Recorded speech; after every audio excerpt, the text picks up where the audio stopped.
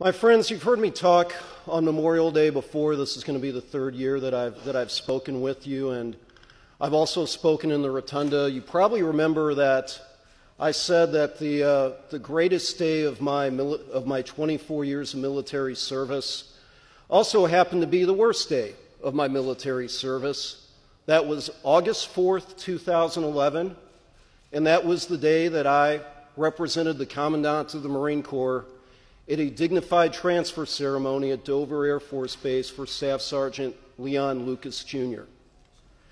Now, I told a story about that, and I'm not going to go into all the details again today, but what I want to do for a few minutes, my friends, is kind of tell you the rest of the story. There's a backstory behind it.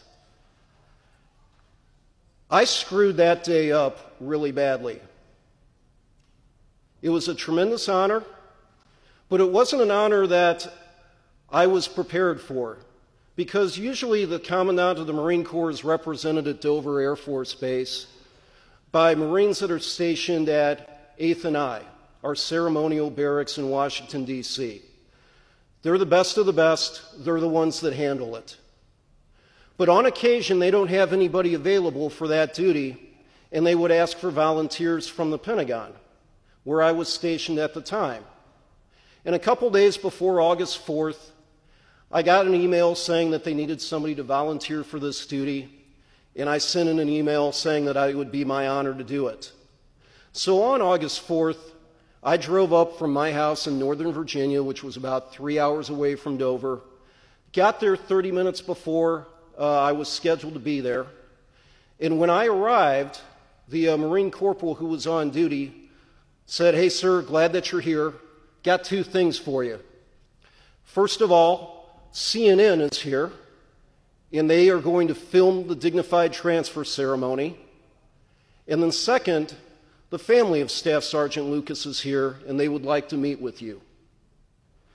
Now, the problem is I had never done that dignified transfer ceremony before, and I had also been kind of told that the family's not going to be there, you won't have to meet with them. So that was a surprise, and I didn't know anything about Staff Sergeant Leon Lucas.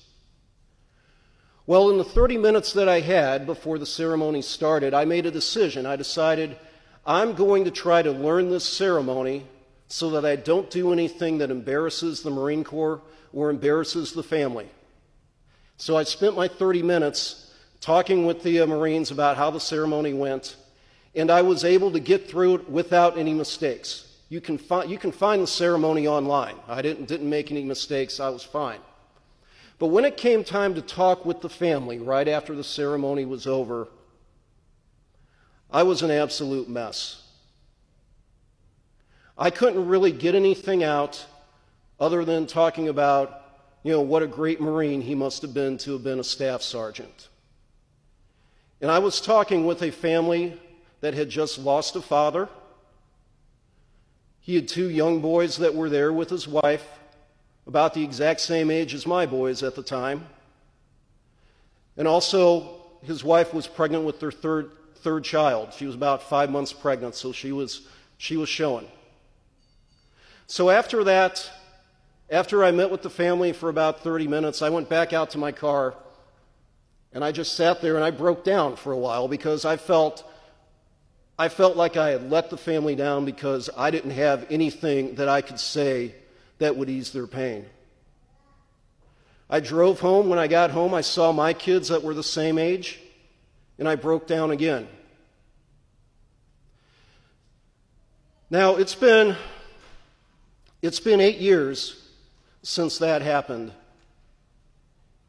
and I don't beat myself up as much anymore over my failure that day, because I've come to realize that nothing I could have said on that day would have made a difference. In fact, the best speakers in our nation's history understand that on those kinds of occasions and on Memorial Day, words simply let us down. Trying to say something to match the magnitude of the sacrifices that our fallen made is just absolutely futile.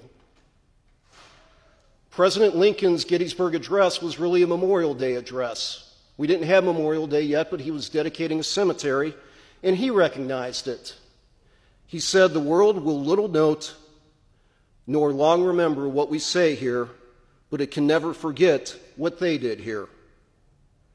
President Reagan has also said, "I have no illusions about what little I can add now to the silent testimony of those who gave their lives willingly for their country."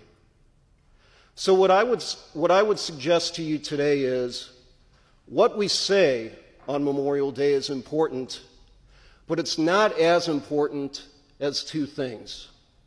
First, we have to understand why our fallen gave their lives.